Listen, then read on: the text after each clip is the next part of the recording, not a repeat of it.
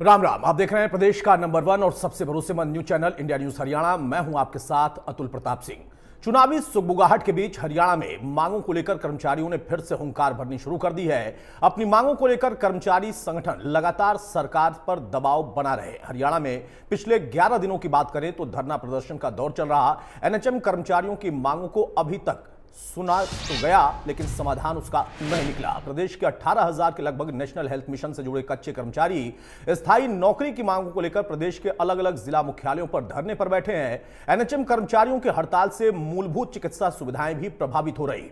गर्भवती महिलाओं के पोषण और इनको समय पर इलाज मिलना, बच्चों के टीकाकरण जैसी सुविधाएं इन्हीं कर्मचारियों के जरिए क्रियान्वित की जाती हैं। धरने पर बैठे कच्चे कर्मचारियों की निगाहें हरियाणा कैबिनेट की मीटिंग पर टिकी थी। कर्मचारियों को उम्मीद थी कि शायद सरकार उनके हक में कोई फैसला करेगी, लेकिन कर्मचारियों को लेकर बैठक में कोई फैसला नहीं हो पाया। सीएम नायब सैनी मीटिंग में कर्मचारियों को लेकर किसी भी फैसले पर नहीं पहुंच पाए। कैबिनेट की बैठक के बाद सीएम नायब सैनी ने कहा कि कच्चे कर्मचारियों को लेकर सरकार ने अधिकारियों को कहा है कि वो पॉलिसी बनाए। अभी सरकार काम कर रही है, जल्द ही इस पर निर्णय भी लिया जाएगा। तो कुल मिलाकर अभी इस बैठक के बाद फैसला सिर्फ इतना हुआ कि सरकार भी वार्ता को तैयार है। सरकार अधिकारियों को लगा चुकी है कि आप अब इस पर पॉलिसी बनाएं और समाधान की तरफ ले जाएं, लेकिन कर्मचारियों के लिए जो उनकी मांगे हैं उसका फिलहाल कोई समाधान नहीं निकला। और इस बीच में जो परिस्थितियां हैं वो अलग अलग जगहों पर थोड़ी सी गलत दिखाई दे रही हैं, क्योंकि जो कर्मी यहां पर बैठे हुए हैं उनके जरिए जो सुविधाएं मिलती हैं, जो चिकित्सा सुविधाएं होती हैं, वो फिलहाल प्रभावित होती दिखाई दे रही। ये 4 तस्वीरें हम आपको दिखा रहे हैं। फरीदाबाद, चरखी दादरी, सिरसा और नारनौल की तस्वीर देखिए। यहां पर जो कर्मचारी हैं वो बैठे हुए हैं और लगातार 11 दिन हो गए लगभग जो कि इनका धरना प्रदर्शन चल रहा है। और इनको उम्मीद थी कि शायद आज की बैठक में कुछ इनके लिए समाधान जरूर निकलेगा, लेकिन वो समाधान फिलहाल नहीं निकला। वो अलग बात है कि मुख्यमंत्री ने खुद कहा कि अधिकारियों को निर्देशित किया जा चुका है, अधिकारी इसको लेकर पॉलिसी बना रहे हैं और जैसे ही पॉलिसी बनती है वो समाधान की तरफ आगे बढ़ेंगे।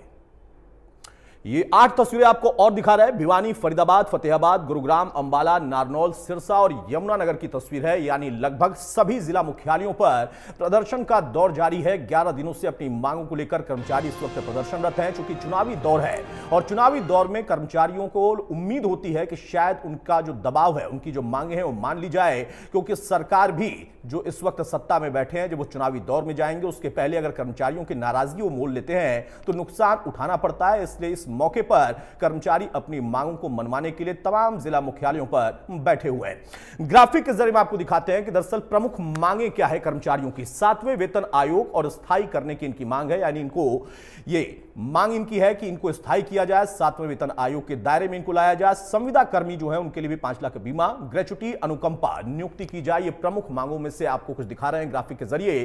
प्रतिवर्ष जो सीपीआर दर है उसके तहत ही इनको इंक्रीमेंट दिया जाए, ये भी इनकी मांग है। नियमित कर्मचारियों के समान ही उनको भी छुट्टी का मौका मिले, अवकाश वैसे ही रहे जैसे नियमित पक्के कर्मचारियों के लिए होता है। शासकीय भर्तियों में संविदा कर्मियों को 50% की बात, 7वें वेतन आयोग और स्थायी करने की इनकी प्रमुख मांग है। तो ये 4-5 प्रमुख मांगे जो आपके सामने हम रख रहे हैं। संविदा कर्मी जो है उनके लिए भी 5 लाख का स्वास्थ्य बीमा इसकी मांग है। हरियाणा में जो नौकरियों की स्थिति है वो भी आप ग्राफिक के जरिए देखिए। जो मंजूर पद हैं वो 4.5 लाख, रेगुलर कर्मचारी 2.7 लाख हैं, खाली पद जो है वो 1.8 लाख हैं, कच्चे कर्मचारियों की संख्या 1.25 लाख और HKRNL में जो रजिस्टर्ड कर्मचारी हैं वो 1.05 लाख। तो ग्राफिक के जरिए आपको हम नौकरियों की स्थिति हरियाणा में दिखा रहे हैं। और इसमें कुछ प्रमुख मांगे थी जो इसके पहले मैंने ग्राफिक के जरिए आपको दिखाया कि जो इस वक्त मांग है उसमें से प्रमुखता से कुछ मांगों पर सरकार की तरफ से वार्ता की स्थिति तो बनी, लेकिन अभी तक अधिकारी कोई पॉलिसी नहीं तैयार कर पाए हैं और इसके वजह से ही अभी फिलहाल कर्मचारियों की मांगों का कोई समाधान नहीं निकल पाया। स्ट्राइक है ये रेगुलराइजेशन के लिए हमने शुरू की है।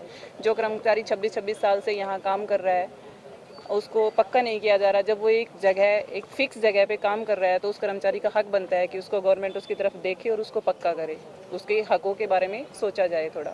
हमारी हरियाणा सरकार से एक मुख्य मांग है रेगुलराइजेशन की। 1997 में नेशनल हेल्थ मिशन का बेसिक जो इम्प्लीमेंटेशन हुआ था वो हुआ था।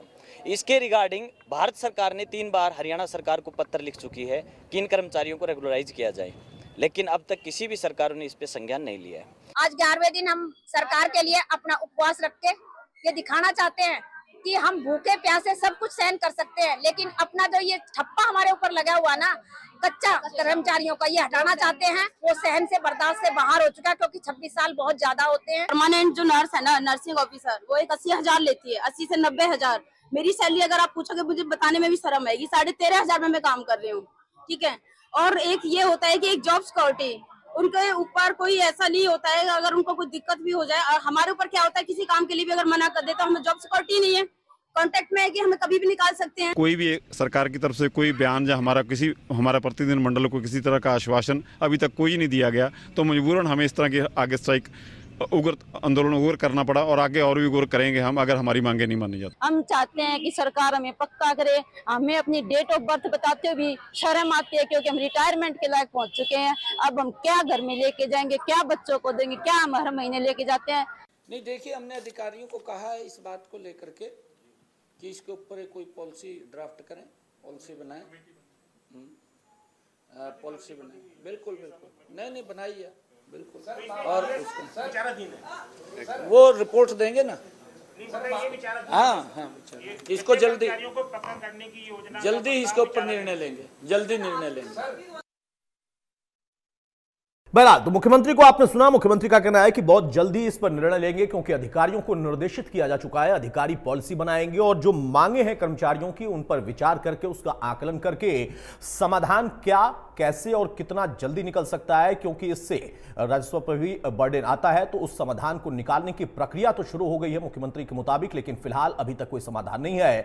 और आपने सुना, जो कर्मचारी हैं उनका कहना है कि हमारा आक्रोश ऐसे ही नहीं है, हमने अपनी मांगों को लेकर लगातार सरकार से वार्ता की, सरकार ने ही समाधान निकालने का वादा भी किया था, लेकिन अब तक समाधान नहीं निकल पाया। हमारे वेतन से लेकर बहुत सारी और जो मांगे हैं वो बिल्कुल जायज मांगे हैं, उसमें कोई भी ऐसी नाजायज मांग नहीं है। जो सरकार ने पहले ही वादा किया था कि हां इस पर विचार किया जाएगा, लेकिन अब बहुत ज्यादा विलंब हो चुका है। इसी दर्द के साथ कर्मचारी इस वक्त धरने पर बैठे हुए हैं। हमारे साथ कुछ खास मेहमान हैं, उनसे मैं आपको तारुफ कराता हूं। चर्चा में आगे बढ़ते हैं। राकेश शर्मा है, बीजेपी के प्रवक्ता, बहुत स्वागत है राकेश जी आपका। बजरंग दास गर्ग हैं कांग्रेस की तरफ से, बहुत स्वागत है गर्ग साहब आपका। ओंकार सिंह है इनेलो के प्रवक्ता, बहुत स्वागत है सिंह साहब आपका। और धर्मेंद्र है हमारे साथ, जो कि नेशनल हेल्थ मिशन से जुड़े हैं, फरीदाबाद जिला प्रधान भी हैं, बहुत स्वागत है धर्मेंद्र आपका भी। धर्मेंद्र, शुरुआत में आपसे ही कर रहा हूं। 11 दिन लगभग हो गए, आप लोग अपनी मांगों को लेकर तमाम जगहों पर, जिला मुख्यालयों पर बैठे हुए हैं, डटे हुए हैं। सरकार भी कह रही है कि अधिकारियों को निर्देशित कर दिया गया है, जैसे ही पॉलिसी बनेगी समाधान निकल जाएगा। मुझे लगता है कि शायद अब आप लोग को अपनी सेवा में वापस लौटना चाहिए। सर, आपको बता दूं पहले कि 3 साल पहले हमारे 7th में पास हुआ था, बट वो अभी तक हमें नहीं मिला है। और पिछले 3 साल से हम लगातार सरकार के टच में हैं, पर अभी तक अधिकारियों द्वारा वो जारी नहीं किया गया है। और आज ये अभी पहली बार नहीं है, हम पिछले 2 महीने से सरकार से कंटिन्यूअसली टच में हैं। सरकार से, अधिकारियों से हम वार्ता कर रहे हैं। अब जाके सर, जब सब्र जवाब दे जाता है ना, तब इंसान टूट जाता है, और हम तभी जाके स्ट्राइक पर आए हैं, वरना हमारी ऐसी कोई भी मंशा नहीं थी। राकेश शर्मा जी, भाई धर्मेंद्र को आपने सुन लिया, उनका कहना है टूट गए हैं, इस वजह से धरना देना उनकी मजबूरी है। वो मजबूरी में धरना दे रहे हैं, क्योंकि जो वादा 3 साल पहले हुआ वो भी अब तक नहीं पूरा हुआ, और ना ही अब तक पॉलिसी बन पाई है।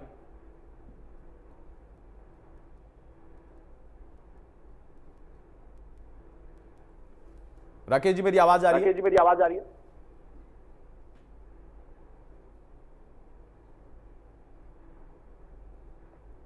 चलिए, शायद मेरी आवाज उन तक नहीं जा रही है। गर्ग साहब, आप मुझे सुन पा रहे हैं? अतुल जी, आपकी आवाज डबल हो रही है, इको हो रही है। अच्छा, ठीक है, आपकी आवाज लेकिन गर्ग साहब बिल्कुल शानदार आ रही है, सिंगल ही आ रही है। आप बोलिए। पॉलिसी अब तक बन नहीं पाई है, पॉलिसी बनाने के लिए मुख्यमंत्री ने कह दिया है, लेकिन कर्मचारियों का कहना है कि भाई हम कोई जानबूझकर यहां पर धरना देने नहीं आए, कोई शौक नहीं हमारा, हमसे जो वादा किया गया था वो भी पूरा नहीं हुआ, और अभी फिलहाल हमें मजबूरी में आकर धरना देना पड़ रहा है, क्योंकि अब शायद इससे इतर कोई विकल्प है नहीं उनके पास। कर्मचारी नेता, देखिए, इतनी भारी भरकम गर्मी के अंदर कौन सड़कों पे धरना दे? हर एक आदमी चाहता है मैं शांति की जिंदगी जूं और जनता की सेवा कर। जहां तक कि आपने देखा, ये जो सरकारी कर्मचारी 11 दिन से हड़ताल पे बैठे हैं। नेशनल हेल्थ मिशन के जो तहत उनकी मांग क्या है, जो कच्चे कर्मचारी है उनको पक्का किया जाए। दूसरी बात ये है कि समान काम के तहत समान वेतन दो। और यहाँ तक कि 3 साल पहले भी जब इन्होंने आंदोलन किया उस समय सरकार ने इनको बुलाया और बुलाकर ये फैसला हो चुका था, हम आपको या तो पक्का करेंगे या काम के जो पक्के कर्मचारी है उसके समान आपको वेतन देंगे। ये बिल्कुल हकीकत बात है। 3 साल हो चुके, सरकार ने इनकी समस्या का समाधान नहीं किया। इस सरकार का जाने का समय आ गया तो इस सरकार को कहती है हम इस पर विचार करेंगे, इन समस्या का समाधान करेंगे। कर दो भाई, आप सरकारी कर्मचारियों से बातचीत करके जो उनकी समस्या उसका समाधान कीजिए। आज मरीज 11 दिन से हॉस्पिटल में धक्के खा रहे हैं, एम्बुलेंस के धक्के खा रहे हैं, बड़ी भारी समस्या। आज आप जनता के जो गरीब मरीज है वहाँ कहाँ इलाज करवाए? प्राइवेट हॉस्पिटल में इलाज करा नहीं सकते। प्राइवेट हॉस्पिटल में तो हाथ लगाई के पैसे हैं। प्राइवेट हॉस्पिटल में तो ओपीडी की पर्ची स्टार्टिंग 500 रुपए से होती है और छोटी से वो टेस्टिंग हो जाए 1000 रुपए की टेस्टिंग है। भर्ती हो जाए तो उसको समझो 1000 रुपए, जब कोई गेम बनाओ कोई मरीज का इलाज नहीं हो सकता, दवाई महंगी, सब दिखता। आज के टाइम 11 दिनों से मरीज झेल रहा है और साथ साथ 11 दिनों से मतलब सरकारी कर्मचारी भी दिक्कत में आई हुई है। सरकार ने क्या किया है, एक हरियाणा कौशल रोजगार निगम के तहत 1.5 लाख जो कच्चे कर्मचारी भर्ती कर दिए। हम कहते हैं भी पक्के कर्मचारी भर्ती करो। हमारी सरकार आने पर हरियाणा जो कौशल रोजगार निगम है उसको पहले कदम से खत्म करेंगे, पक्के कर्मचारी भर्ती करेंगे। हरियाणा कौशल रोजगार निगम में जो भर्ती है इन्होंने अफवाह फैलाई सरकार ने जो उनको निकाल देंगे, नहीं, उनको नहीं निकालेंगे। जो कच्चे कर्मचारी है उनके अंदर ही प्रथम चरण उनके अंदर ही भर्ती किया जाएगा। ठीक बात है, जब आप सरकार में आएंगे तब ये करेंगे, लेकिन कर्मचारी कह रहे हैं कि इसी सरकार में अगर हो जाए तो ज्यादा बेहतर है क्योंकि वो धरने पर बैठे हुए हैं। ओंकार सिंह साहब, भाई आप भी सरकार में आने का इंतजार कर रहे हैं या फिर वाकई कर्मचारियों का कुछ फैसला हो जाए इसी सरकार में रहते, क्योंकि उनके लिए वो 2-3 महीने इंतजार करना भी मुश्किल हो रहा है। आपने सुना अभी धर्मेंद्र को कह रहे हैं कि टूटने के बाद वो लोग धरने पर बैठे हैं। देखिए अतुल जी, ये तो बात भी कर्मचारी शौक से धरने पर नहीं बैठते क्योंकि प्रत्येक कर्मचारी को पता कि वो रोटी कमाएगा तो बच्चे खाएंगे। आज अगर कर्मचारी धरने पर बैठे हैं तो किसी न किसी मजबूरी की वजह से बैठे हैं। लेकिन जब से सरकार सत्ता पे आई है और इससे पहले 10 साल कांग्रेस की सरकार, इन्होंने कर्मचारियों के साथ कोई सही व्यवहार नहीं किया। और अब की मौजूदा सरकार तो कच्चे कर्मचारी भर्ती करने में दिलचस्पी रखती है। कारण कि जिस कर्मचारी को 70,000, 80,000, लाख रुपए मिलता है उसी कर्मचारी का सब्स्टिट्यूट इनको 10,000, 15,000 में मिल जाता है।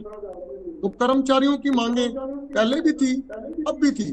मैं कर्मचारियों की मांगों का, हमारी पार्टी कर्मचारियों की मांगों का पहले से ही समर्थन कर चुकी है। इनकी मांगों को मान लेना चाहिए और कर्मचारियों के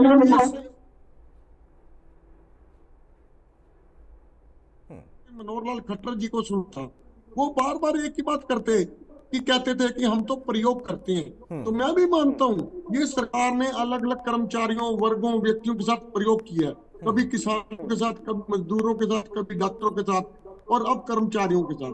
ये समय है सरकार को घेरने का भी। और मैं अपने भाइयों को अपनी तरफ से शुभकामना भी देता हूँ और सरकार को सलाह भी देता हूँ कि जल्द से जल्द इनकी मांगे मान के इनको वापस ले आए। लेकिन सिंह साहब, आपने तो कांग्रेस को बिगेड़ दिया। कांग्रेस की तरफ से गर्ग साहब दावा कर रहे हैं कि उनकी सरकार आते ही सारी मांगे पूरी हो जाएंगी और आप कह रहे हैं कि ना तो कांग्रेस ने कर्मचारियों के लिए कुछ सोचा था और ना अब 10 साल से बीजेपी। ये कांग्रेस आज कह रही है ना कि इनकी सरकार आते ही, इनसे पहले 10 साल कांग्रेस की तो सरकार थी। अब क्या भला किया था? ठेका प्रथा कांग्रेस ने तो शुरू करी थी, किसी और ने शुरू नहीं करी थी। और ओपीएस पेंशन कांग्रेस ने बंद करी थी। ये कहते हैं, हुड्डा साहब कहते हैं हमसे गलती से बंद हो गई थी। ओपीएस पेंशन भी इन्होंने करी थी, रजिस्ट्रियां भी इन्होंने बंद करी थी, और सीएलयू प्रथा सेक्शन 4 और सेक्शन 6 लगा के किसानों को लूटा भी कांग्रेस की सरकार ने था। आज अगर ये कहते हैं कि हम इनकी मांगे मान लेंगे, तो इनसे ये तो पूछ लीजिए जब ये सत्ता में थे तब इनके टाइम में कितने कर्मचारी हड़ताल पर, तब भी हड़ताल पर थे। और जब ये भर्तियां करते थे कांग्रेस वाले, तो इंडियन नेशनल लोकदल इनसे पहले ही, अखबार में लिस्ट बाद में आती थी, हम लिस्ट पहले डिक्लेयर कर देते थे। इतना भ्रष्टाचार था, इनकी कमियां थी, तभी तो बीजेपी सरकार सत्ता में आई। अगर इनकी कमियां ना होती तो बीजेपी को सत्ता में आने का मौका ना मिलता। आज मैं तो राकेश जी, कर्मचारियों की सभी मांगे मान ली। ये राकेश शर्मा जी, मेरी आवाज जा रही है आप तक? चले, शायद मेरी आवाज नहीं जा पा रही है, तकनीकी खामी है। धर्मेंद्र, आपने सुना, इनेलो के प्रवक्ता को भी सुना और कांग्रेस के प्रवक्ता को भी आपने सुना। कांग्रेस का दावा है कि सरकार चूंकि उनके बनने वाली है चुनाव के बाद, तो आएंगे तो आपकी मांग पूरी हो जाएगी। तो मुझे लगता है फिर आपको धरने से उठ जाना चाहिए, 3 महीने का इंतजार करना चाहिए। और इनेलो के प्रवक्ता को भी आपने सुन लिया, उन्होंने कहा कि ना तो कांग्रेस ने कुछ किया था और ना इस सरकार ने कुछ किया है। आप लोग उम्मीद क्या कर रहे हैं? क्या चुनावी समर में आपको लगता है कि बढ़िया अवसर है, इसी वजह से आप लोग धरने पर बैठे हैं और बात बन जाए, ये उम्मीद है आपकी? या फिर आप उन पक्षों को भी समझ रहे हैं जो कि अलग अलग पार्टी के प्रवक्ता कह रहे हैं? सर, मेन चीज है कि कर्मचारी मांग क्या रहा है। कर्मचारी, ये देश एक है तो सबको समान अधिकार होना चाहिए, असमानता का अधिकार है। एनएचएम के कर्मचारियों के साथ जिस तरह का भेदभाव किया जाता है, जिस तरीके की प्रताड़ना शोषण एनएचएम कर्मचारी झेल रहा है, वो सिर्फ सरकार से एक ही चीज मांग रहा है आज की डेट में कि बस हमारा रेगुलराइजेशन कर दो। सर, 26 साल अगर कोई कर्मचारी स्वास्थ्य विभाग को दे रहा है, और स्वास्थ्य जो है वो स्टेट का सब्जेक्ट है, नेशनल ने भी क्लियर किया हुआ है, गवर्नमेंट ऑफ इंडिया ने क्लियर किया हुआ है कि जो हेल्थ है वो स्टेट का सब्जेक्ट है। इसके लिए नेशनल से कई बार एडवाइजरी भी जारी हुई है, और इस एडवाइजरी को देखते हुए मणिपुर ने कर्मचारियों को, एनएचएम कर्मचारियों को पक्का किया है, और हमारा नंबर 1 हरियाणा अभी तक इस पॉलिसी पे काम नहीं कर पा रहा है। कर्मचारियों में बड़ा दुख है कि ऐसा क्यों हो रहा है।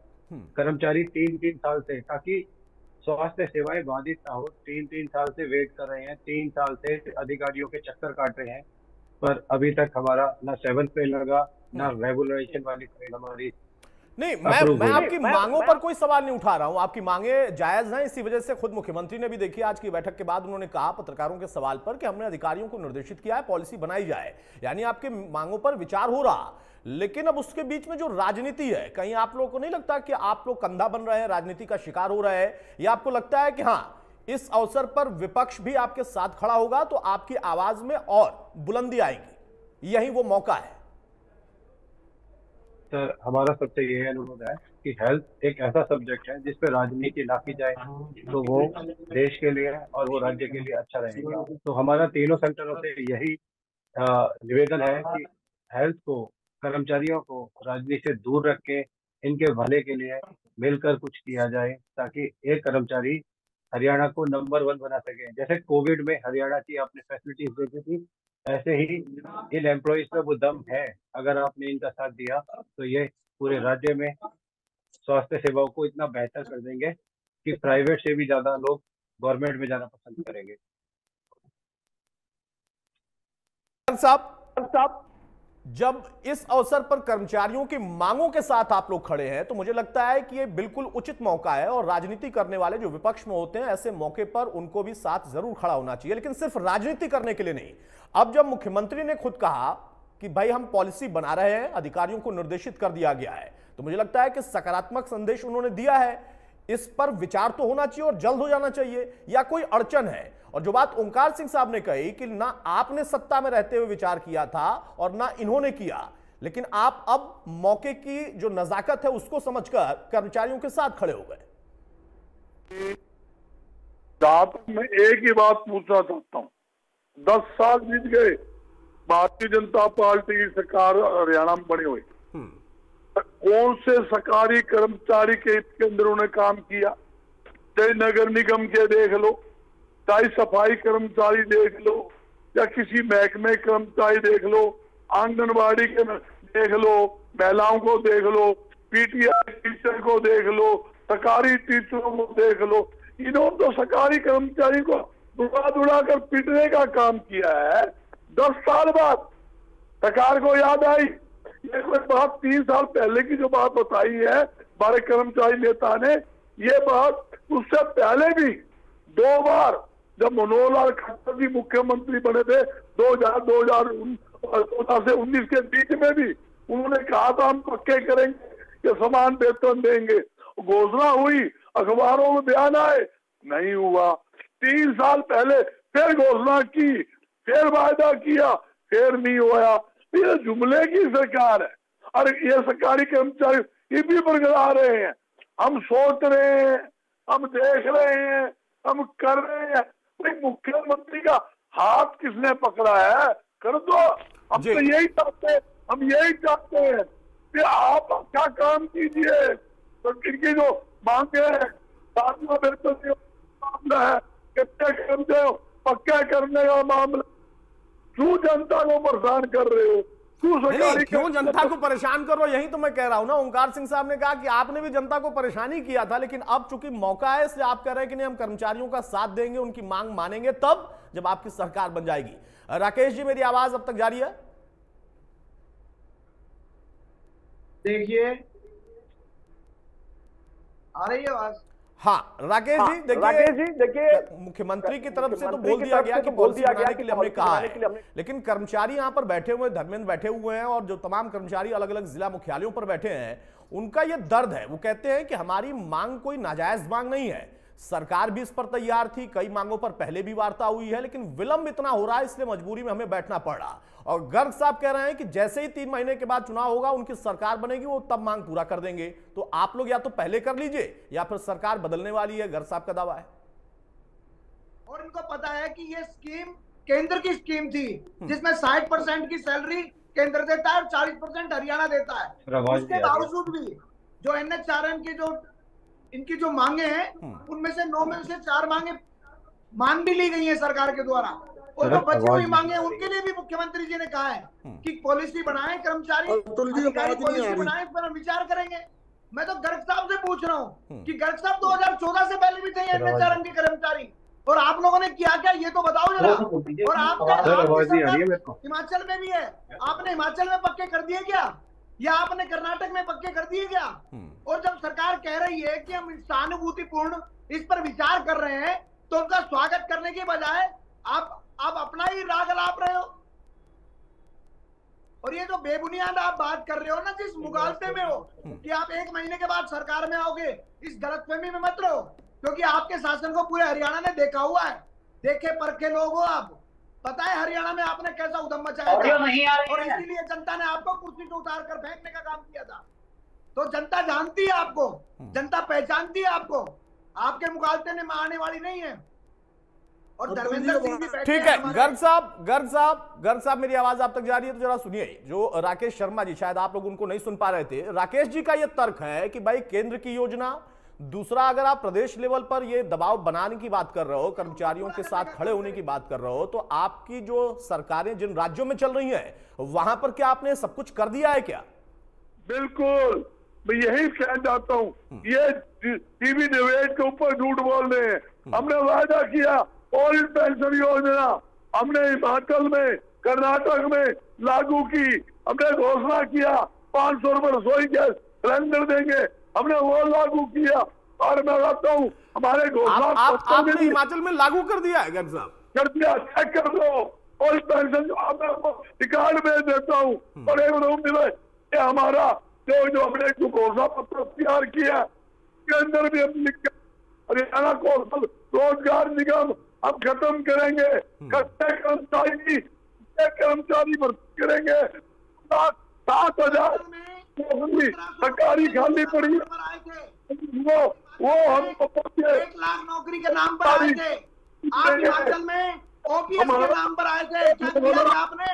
हमारा ये आपने किया क्या?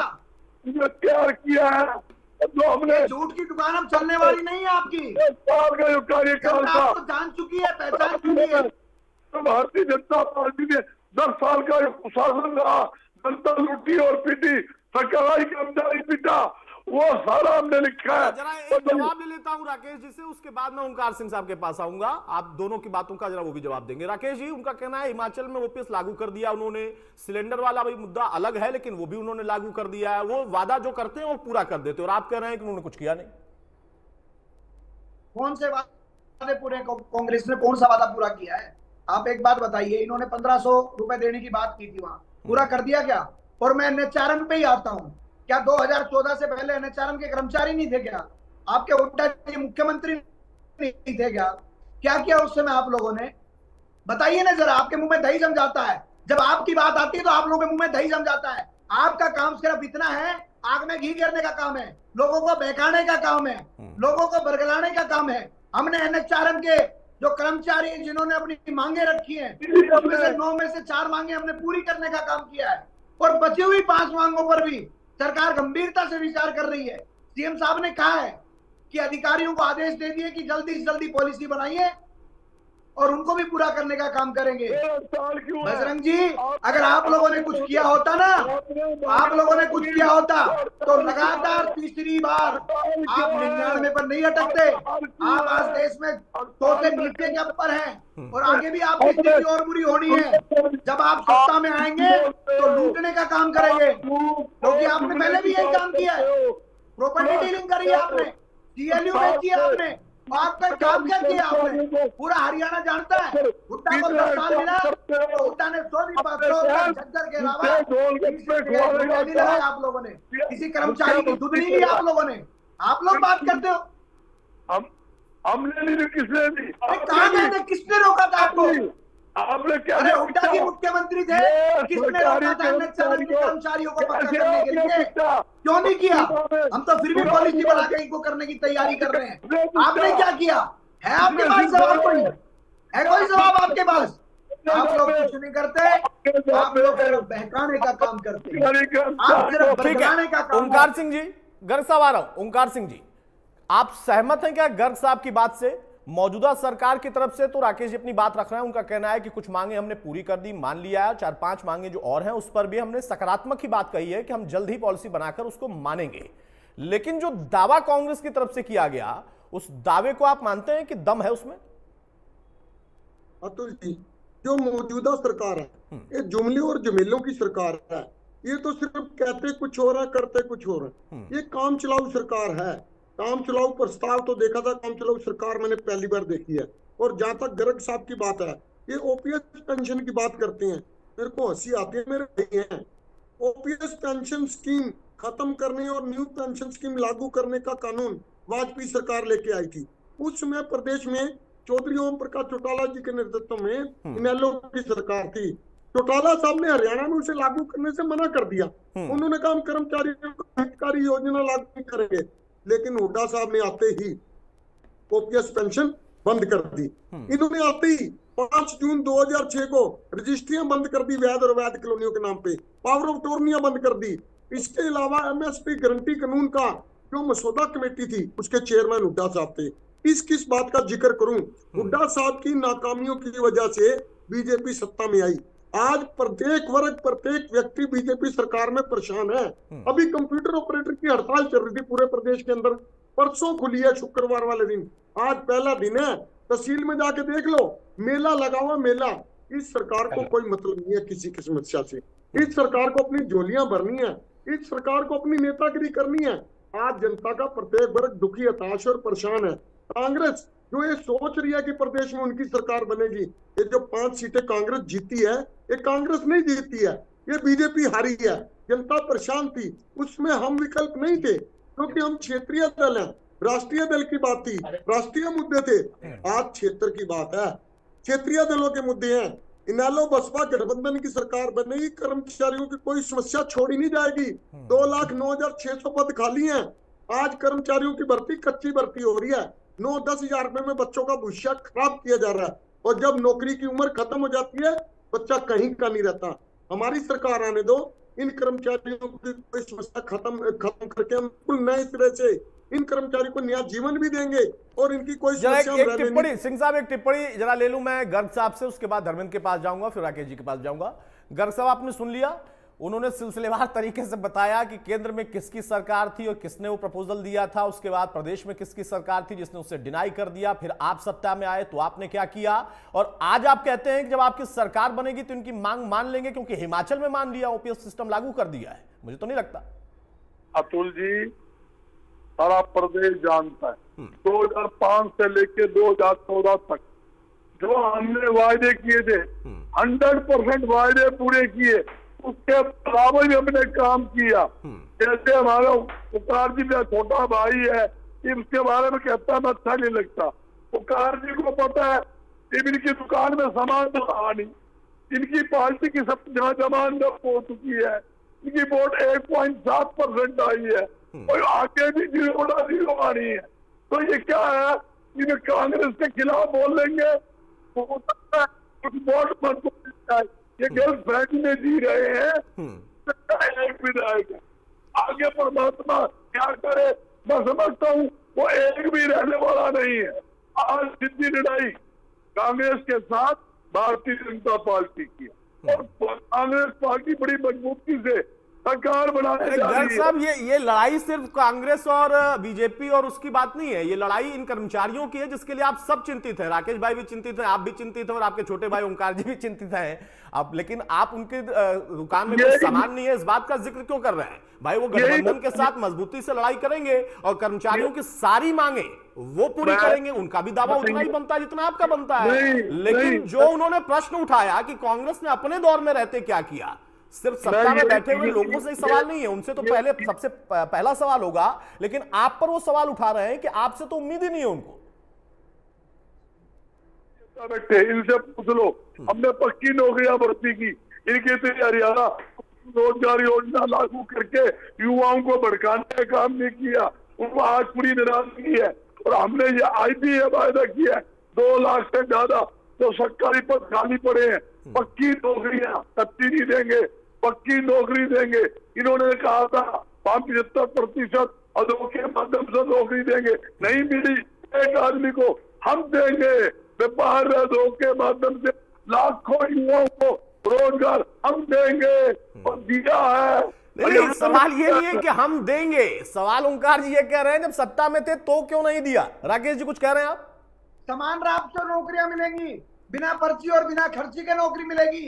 आपको जनता ये अवसर मिलेगी कि आप पक्की कच्ची की बात कर सको, क्योंकि जनता ने आपको देखा है कि आपने किस प्रकार से सिर्फ रोहतक में नौकरी दी, आपने किस प्रकार से सिर्फ झज्जर में नौकरी दी, आपने किस प्रकार से सिर्फ सोनीपत में नौकरी दी। पूरे हरियाणा ने देखा है आपको अवसर नहीं देगी हरियाणा की जनता। कितना मत कीजिए, आपको अवसर मिलने वाला नहीं है।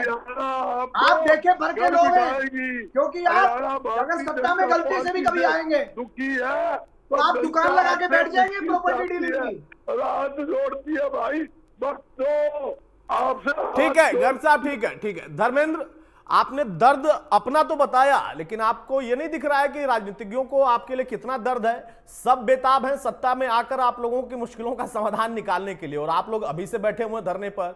अब 3 महीने का इंतजार करना पड़ेगा, या तो आप इन राजनीतिज्ञों को जो अलग अलग पार्टियों के प्रवक्ता है उनको मान लीजिए, या फिर सरकार की तरफ से कहा गया है कि भाई हमने अधिकारियों को निर्देशित कर दिया है, जल्द ही पॉलिसी बनकर समाधान निकलेगा। अब उन लोगों पर भी विचार करना चाहिए। दर्द आपका है, बिल्कुल जायज है, लेकिन चिकित्सा सुविधाओं का अभाव या उन मरीजों तीमारदारों की समस्या, उस पर भी तो विचार करना पड़ेगा। मैं ये नहीं कहता कि सिर्फ आप लोगों का ही हक बनता है या आप लोगों की जिम्मेदारी है कि आप ही लोग विचार करें, दोनों पक्षों को विचार करना पड़ेगा कि एक पहलू वो भी है। सर इस पर मैं ये कहना चाहूंगा, जैसे पहले हमारे राकेश जी ने ये बोला कि हमने सारे वादे पूरे किए। सर एनएचएम कर्मचारी जहाँ था आज भी वही है। सर एनएचएम कर्मचारी जहाँ था वो आज भी वही है। और मैं राकेश जी से कहना चाहूंगा कि आपका एक वादा अभी पूरा नहीं हुआ है, वो एनएचएम कर्मचारियों को परमानेंट करने का जो आपने वादा किया था वो अभी तक पूरा नहीं हो पाया है। सर इस पे संज्ञान ले सर। आप जिस तरीके से आज कांग्रेस को कह रहे हैं उस तरीके से कल को कोई आपसे, और अधिकारी जिस तरीके से सर बहुत ढील ढाल के साथ काम कर रहे हैं सर, और हमें नहीं लग पाता कि इस तरीके से कि हमारा काम हो पाएगा। अगर हमें 1% भी ऐसा लगता है कि हमारा काम करा दे या जल्दी हो जाए तो हम इस बारे में सोचे भी। सीएम साहब या कोई भी हमारे सिर्फ आश्वासन दे रहे हैं सर। आप हमारे बारे में भी सोचें। और नहीं तो आपको क्या लगता है कि जिन अधिकारियों को जिम्मा दिया गया उन अधिकारियों की तरफ से गड़बड़ी की जा रही है, वो आप लोगों की मांगों पर विचार उतनी जल्दी नहीं कर रहे हैं, या अड़चन वहां पर है? कोई वार्ता अभी हो पाई है, संभव हो पाई है? कोई आपको बुलाया गया कि हाँ वार्ता करने के लिए आई आपके प्रतिनिधियों को? सर वार्ता ही हो रही है, आश्वासन ही मिल रहा है, कोई लिखित में नहीं है। आपकी सारी मांगे मान ली गई है, पर मांगी कहाँ गई है? कुछ लिखित में तो दो। हम उठने के लिए तैयार हैं, हम 5 मिनट भी नहीं लगाएंगे, पर हमें लिखित में तो दो आपकी मांगे मान ली गई है। बस राकेश जी, राकेश शर्मा जी। अतुल जी, मैंने ये नहीं कहा कि इनकी सारी मांगे मान ली गई हैं। मैंने ये कहा था कि 9 मांगे इन्होंने रखी थी, जिनमें 4 मांगे मान ली गई हैं और 5 मांगों पर सरकार ने गंभीरता से विचार करके आज ही मुख्यमंत्री जी ने अधिकारियों को आदेश दिए हैं कि जल्द से जल्द पॉलिसी बनाएं और पॉलिसी बना करके इनकी सभी मांगों पर जो बची हुई मांगे हैं वो भी पूरी की जाएंगी। मैंने ये कहा, धर्मेंद्र जी को शायद सुनने में या समझने में कोई वो हुई है। मैंने ये नहीं कहा सारी मांगे मान ली गई। मुख्यमंत्री जी ने लेकिन धर्मेंद्र ने एक बात और भी कही। उनका ये कहना है कि अगर लिखित में आप लोग दे दें तो वो 5 मिनट में ही धरना खत्म कर देंगे। चूंकि सरकार में आप बैठे हैं तो जवाबदेही भी आपकी बनती है, जिम्मेदारी भी आपकी बनती है। और दूसरा पहलू जो मैंने कहा कि सिर्फ ये सरकार और कर्मचारियों के बीच का मामला नहीं है, यहां पर एक और पक्ष है, वो है चिकित्सा सुविधाओं का अभाव अगर हो रहा है मरीजों को, तीमारदारों को, तो उसके लिए भी जिम्मेदारी सरकार की ही बनती है कि वो कम से कम कोई ऐसा विकल्प तैयार करे ताकि अगर कर्मचारी यहां से उठकर धरने से जाएं तो उनको भी संतुष्टि रहे कि उनकी मांगों पर विचार चल रहा है और फिर इलाज भी वो कर पाए, सुविधाएं भी दे पाए। नहीं, देखिए दोनों ही पक्षों पर सरकार पूरी तरह से काम कर रही है। इनका भी ध्यान रखा जाएगा। जो जो आप बता रहे हैं कि भाई जो भी दिक्कतें आ रही है उन दिक्कतों पर भी सरकार काम कर रही है। ऐसा नहीं है कि उनके लिए उन दिक्कतों को ऐसे ही छोड़ दिया जाएगा, और इनके लिए भी गंभीरता से। धर्मेंद्र जी, आपको देखो विश्वास, सरकार जब मुख्यमंत्री जी खुद कह रहे हैं कि भाई अधिकारियों को हमने निर्देश दे दिए हैं और वो जल्द से जल्द पॉलिसी बनाएंगे, और जब मुख्यमंत्री जी ने कहा है तो निश्चित तौर पर पॉलिसी बनकर जल्दी से जल्दी आपको सहर्ष आपके हिसाब से आपने जो मांगे मांगनी है उसमें जो मैक्सिमम हो पाएगा उन सबको करके और आपकी मांगों पर सरकार पूरी तरह से काम करेगी और उन पर विचार करके नीति बनाकर, पॉलिसी बनाकर, बिना पॉलिसी के तो होगा नहीं, पॉलिसी बनाकर आपकी इनकी मांगों पर पूरा विचार किया जाएगा और इनकी मांगे भी मानी जाएंगी और इन समस्याओं का समाधान भी होगा। नहीं, उसके लिए आपके पास 3 महीने का ही समय है, क्योंकि उसके बाद तो गर्ग साहब पहले से ही तैयार बैठे हैं। वो कह रहे हैं कि 3 महीने का समय नहीं है हमारे पास। वो तो पैदे के कलम भी लेके बैठे हुए हैं, कह रहे हैं इसी कलम से, पहली कलम से ही करा देंगे। गर्ग साहब की दुकान नहीं लगेगी, क्योंकि गर्ग साहब की दुकान को पहले लोगों ने देख लिया कि गर्ग साहब दुकान आज तो ये कहेंगे कि हम ये कर देंगे वो कर देंगे, परंतु ये माल कोई और ही बेचेंगे, फिर ये प्रॉपर्टी बेचने लग जाएंगे, फिर ये CLU बेचने लग जाएंगे। और आज दुकान सजाए बैठे हैं कि हम ये करेंगे, हम OPS देंगे, हम कर्मचारियों की भर्ती करेंगे। आज दुकान ये सजाए बैठे हैं, और जब सत्ता में आएंगे तो वो सब चीजें हटाकर फिर लगाएंगे गुड़गांव में प्रॉपर्टी, फिर लगाएंगे दामाद जी को प्रॉपर्टी देनी है, फिर लगाएंगे प्रियंका जी को प्रॉपर्टी देनी है, फिर लगाएंगे राहुल जी को प्रॉपर्टी देनी है, फिर इनके शोरूम का सामान बदल जाएगा। इसलिए जनता को पता है कि ऐसी दुकान और ऐसे शोरूम के झांसे में जनता नहीं आने वाली। नायब सिंह सैनी जी मुख्यमंत्री रहेंगे और 2 महीने के बाद, 3 महीने के बाद देखोगे कि तीसरी बार भारतीय जनता पार्टी की सरकार बनेगी। और जो भी मांगे इनकी है सरकार में जाने से पहले, जब ये आचार संहिता लगेगी उससे पहले इनकी मांगे मान ली जाएंगी, उससे पहले पॉलिसी बन के आ जाएगी। बजरंग जी, ये चीजें जिस चीज की आप बात जो रहे हो ना कि मैं भी गुड़गांव में सरकार, जो हमारी सरकार है, गुड़गांव के अंदर प्रॉपर्टी डीलिंग का शोरूम सजाएगी, ये सपने धरे के धरे रह जाएंगे। गर्ग साहब राकेश जी का कहना है कि दुकान तो आपने सजाई है लेकिन दुकान चल नहीं पाएगी, और आप ओंकार जी के लिए कह रहे हैं कि उनकी दुकान खाली है। भाई, राजनीति करने वाले राजनीति करते हैं, दुकान थोड़े न लगाते हैं। मुझे लगता है कि सब सेवा करने के लिए राजनीति कर रहे हैं, जितनी भी पार्टियां हैं।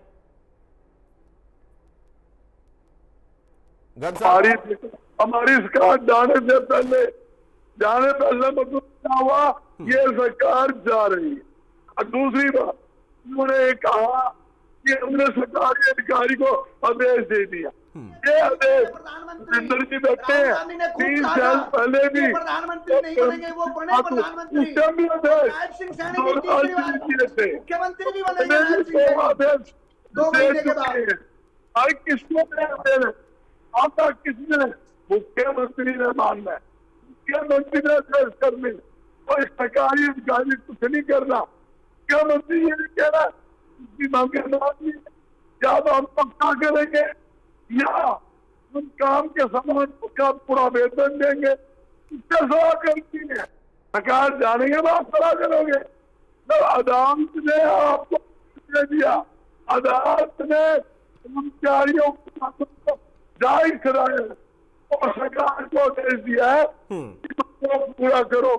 सरकार तो सुप्रीम कोर्ट का आदेश ही नहीं मानती, कर्मचारी कैसे मानेंगे? ये तो वो सरकार है, वो पहले भी सरकारी कर्मचारी को संदेह ने बना दिया, और तुम्हारी मांग कर पूरी करेंगे। लाठियों से काम किया, आज तो गैस के खोले डाल दिए, और कर्मचारी भूले नहीं है। किसका हमें थोड़ा मैं धर्मेंद्र भाई से पूछ लो, आज के निशान है 800 गैस के, आपने किस किस को जो अपनी मांग अपनी है, किसान अपनी मांग रखी, आंगनबाड़ी में अपनी मांग रखी, मांगी, जहाँ तक कि डॉक्टर हमारे। अब इसका जवाब मैं धर्मेंद्र से ही ले लेता हूं, फिर सिंह साहब के पास जाऊंगा। धर्मेंद्र, गर्ग साहब का कहना है कि इस सरकार ने सभी कर्मचारियों को प्रताड़ित किया है, तो आपको उम्मीद किससे है? इसी सरकार से आपको लगता है, या फिर चुनाव तक इंतजार करना पड़ेगा? सर मैं राकेश जी से कहना चाहूंगा कि राकेश जी अपने पिछले 10 साल से भरोसा ही कर रहे हैं, और आपने भरोसा करके ही आपकी सरकार लेके आए हैं, और NHM भी प्ले करेगा। सर हमने सीएम साहब की बात पे भरोसा किया, 2021 11 अगस्त में हमारी फाइल पास होगी 7 पे वाली, और 2 नवंबर को सीएम साहब ने, तत्कालीन सीएम खट्टर साहब ने अपने ट्विटर हैंडल, अपने फेसबुक से अनाउंस किया कि हमने NHM को 7 पे दे दिया है। सर 2021 से आज 2024 आ गया सर, अधिकारी आज कह रहे हैं कि आप 7 पे डिजर्व ही नहीं करते। सर बताइए कैसे भरोसा करेंगे? राकेश जी भाई, भरोसा कैसे करें? सर हाँ सर, ये सारी चीजें सर। इसके अलावा एक और चीज है सर कि एक NHM कर्मचारी ना जिस तरीके से पिस रहा है, कोई सोच भी नहीं सकता। आपको पता है, एक FIR पे उस बंदे की नौकरी चली जाती है सर, कोई सिक्योरिटी नहीं। 26 साल से जो कर्मचारी काम कर रहे हैं, बूढ़े हो चुके हैं, लाचार हो चुके हैं, कहीं और जाने लायक नहीं रहे, क्या आप उनको एक इज्जत की नौकरी का हक भी नहीं दे सकते? और इसके लिए सर कोई इतनी बड़ी वो नहीं है, अगर आप अपनी लीगल असेंबली से बात करेंगे तो हार्डली 10 से 15 दिन के अंदर फ्रेम हो जाएगा। और हम इसी मंशा के साथ पिछले 3 महीने से सर आपके टच में है। 7 तारीख को हमने सीएम साहब का घेराव किया था, जिसमें उन्होंने कहा था कि 10 दिन के अंदर आपके लिए हम एक पॉलिसी बना के आपके सामने दे देंगे। सर 17 जुलाई कब की जा चुकी है सर। सारी चीजें इस तरीके से घटनाक्रम हो रहा है। अधिकारी हमें सरकार से कोई दिक्कत नहीं है, पर सरकार और हमारे बीच में एक अधिकारी या तो कहीं ना कहीं कोई लूप होल है, जिसकी वजह से हमारे काम नहीं हो पा रहे हैं। और सर 3 साल क्या, हम 10 साल से आप पे भरोसा किए हुए बैठे हुए सर। और हम आप सोचिए कि राकेश जी भाई वाजिब बात कर रहे हैं धर्मेंद्र की, सरकार से उन्हें कोई दिक्कत नहीं, और आप लोग लगातार जब वार्ता कर रहे हैं तो उन लोगों को लगता भी है, संतुष्टि भी है कि हो जाएगा, लेकिन समय साल दर साल बीतता गया, मांग वैसे ही है, और फिर से आप वही बात कह रहे हैं कि हम पॉलिसी बनाएंगे। देखिए, अब धर्मेंद्र जी की किस अधिकारी से बात हुई है तो मेरी जानकारी में नहीं है, परंतु मैं इतना जानता हूं कि माननीय मुख्यमंत्री नायब सिंह सैनी जी ने जब इनकी मांगों को गंभीरता से लेते हुए और सहानुभूतिपूर्ण उन पर विचार करते हुए जब अधिकारियों को ये आदेश दिया है कि इस पर तुरंत पॉलिसी बनाइए, तो निश्चित तौर पर मैं कुछ कहना चाहता हूं, जल्दी पॉलिसी बन करके और इनकी समस्याओं का समाधान होगा। मैं पूरी जिम्मेवारी के साथ ये कहता हूं कि जब हमारे मुख्यमंत्री ने आपसे ये कहा है, आपको आश्वस्त किया है, और अधिकारियों को जब आदेश दिया है इस पे तुरंत पॉलिसी बनाइए, तो निश्चित तौर पे पॉलिसी बनकर इनकी समस्याओं का, सभी समस्याओं का इनका समाधान होगा। और इसके लिए आपको इधर उधर देखने की आवश्यकता नहीं पड़ेगी। परंतु हाँ, कुछ लोग जैसे कांग्रेस के हमारे प्रवक्ता बैठे हैं, ये लोग इंतजार में हैं, ये लोग बाट देख रहे हैं, इनको कर्मचारियों से लेना देना नहीं है, ये तो सिर्फ किसने सत्ता आ जाए तो दोबारा से हम अपने पुराने काम पे लग जाएंगे, ये सिर्फ उसकी बाट देख रहे हैं। इनको तकलीफ नहीं है इनसे। अगर होती तो जिस समस्या के लिए लोग आज बैठ रहे हैं NHRM के लोग, इनको बैठना नहीं पड़ता। ये 2013 में भी यही स्थिति थी, परंतु आज तो ये कह रहे हैं बजरंग जी हम इसको पूरा करेंगे। 2013 में पूरा क्यों नहीं किया आपने? 2013 में कहाँ चले गए थे? किसने हाथ बांधे थे आपके? क्या आपके पास पूर्ण बहुमत की सरकार नहीं थी? क्या आपके मुख्यमंत्री के हाथ बंधे हुए थे? क्यों नहीं किया आपने, बताइए जरा। आप नहीं करोगे, मैं आपसे यही कहूंगा धर्मेंद्र जी, मैं यही कहूंगा कि सरकार और माननीय मुख्यमंत्री जी निश्चित रूप से जो आपने समस्याएं रखी हैं उनका समाधान करेगी। परंतु ये जो सत्ता के लालची लोग हैं ना, इनको सिर्फ सत्ता चाहिए, इनको आपसे मतलब नहीं है। आपसे मतलब होता तो आपकी समस्या का समाधान ये 2012 और 13 में कर देते। ये नहीं करना चाहते। ठीक है ओंकार जी, की समस्या से कोई लेना देना नहीं है। राकेश शर्मा जी का कहना है कि मुख्यमंत्री ने जब खुद बोला है तो जल्द से जल्द समाधान भी निकलेगा और मौजूदा सरकार में ही निकलेगा, ना तो चुनाव तक का इंतजार करना पड़ेगा और ना ही किसी और की सरकार बनने का मौका हम देंगे। अतुल जी, 9 साल और 10 महीने हो गए इस सरकार को, अभी तक तो इन्होंने कर्मचारियों का हल निकाला और अब भी ये कह रहे हैं कि हमने कमेटी बना दी। अरे अभी IAS अधिकारी प्रदेश को चलाते हैं, IAS अधिकारी को कह दीजिए आधे घंटे बाद आप ड्राफ्ट तैयार करके लाओ, आधे घंटे में मसौदा तैयार करके ले आएंगे कमेटी। ये क्या ड्रामेबाजी है? ये भी जुमला है। और जहां तक कांग्रेस की बात है, मैं बताना चाहता हूँ कांग्रेस की नाकामियों के कारण ही प्रदेश में बीजेपी सरकार सत्ता में आई। अगर कांग्रेस ने बेकायदियां ना की होती, ना सेक्शन 4 और 6 लगा के किसानों को लूटा होता, ना CLU बेची हुई थी, ना OPS बंद की होती, तो कांग्रेस जाती ना। आज बीजेपी अगर है तो कांग्रेस की बदौलत से है।